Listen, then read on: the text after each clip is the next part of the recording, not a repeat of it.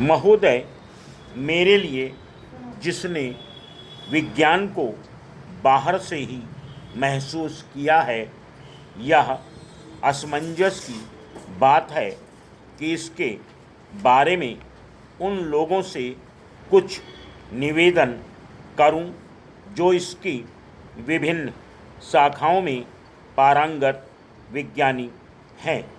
लेकिन मैंने आपका निमंत्रण इसलिए स्वीकार किया कि इससे मुझे विज्ञान जगत के साथ संपर्क करने का मौका मिलता है।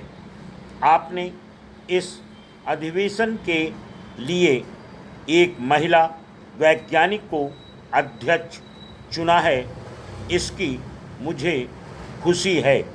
मुझे आशा है कि आप मेरी इस प्रसन्नता के लिए मुझ पर नारी जाति का पक्षपात करने की बात नहीं सोचेंगे। यह अंतर्राष्ट्रीय महिला वर्ष की अच्छी शुरुआत है।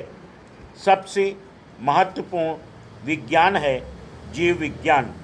ज्ञान के अन्वेषण का क्रम अनंत है। उसकी दो प्रेरणाएं हैं। पहली प्रेरणा तो मनुष्य की अस्तित्व बनाए रखने की चिंता या जिजीविषा रही है, और दूसरी उसकी चिर अतृप्त ज्ञान पिपासा रही है। इन दोनों में कोई टकराव नहीं है। वह कभी कभी समानांतर चलते रहे हैं, परंतु अनेक बार वह एक दूसरे में मिल गए हैं और एक दूसरे की परितृप्ति करते रहे हैं। एक से व्यवहारिक विज्ञान का उदय हुआ और दूसरे से मूल विज्ञान का। भारत में हमें इन दोनों की आवश्यकता है। जब हम अधिसंख्य लोगों के जीवन यापन के स्तर को ऊंचा उठा पाएंगे, तभी हम थोड़े से प्रतिभाशाली लोगों के लिए उच्चतर लक्ष्यों की प्राप्ति के वास्ते संतोषप्रद वातावरण का निर्माण कर सकेंगे। आज विश्व में प्रबल विचार मंथन हो रहा है और मनोवृत्तियों पर प्रश्न चिन्ह लगाए जा रहे हैं। प्रगति के बावजूद आज के जीवन की तीव्रतर गति और प्रतिस्पर्धा के कारण मनुष्य के लिए अपने पड़ोसियों के साथ या अपने आप में शांति के साथ रह सकना कठिन हो रहा है और उसे अपने अस्तित्व की रक्षा के लिए संघर्ष करना पड़ रहा है। हालांकि यह एक भिन्न ढंग का और भिन्न स्तर का संघर्ष है।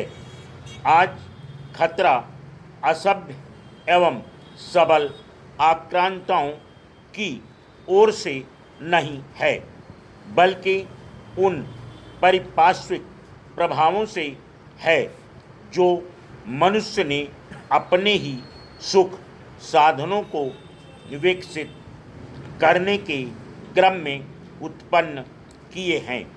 ये प्रभाव हैं अलगाव का एहसास, तनाव पैदा करने वाली परिस्थितियां, प्रदूषण तथा प्राकृतिक साधनों का विचारहीन दोहन।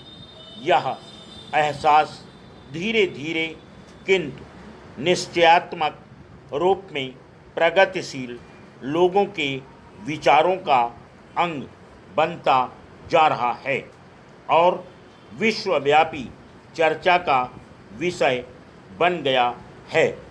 लेकिन ऐसे लोगों और विचारों की प्रायः उनके द्वारा खिल्ली उड़ाई जाती है जो उन चीज़ों के निर्माण में लगे हैं जिनका प्रभाव कालांतर में हानिकर हो सकता है, और उन लोगों द्वारा भी जो वायु या जल के प्रदूषण को बचाने के लिए अपने कारखानों को नए सिरे से जमाने की चिंता नहीं करना चाहते।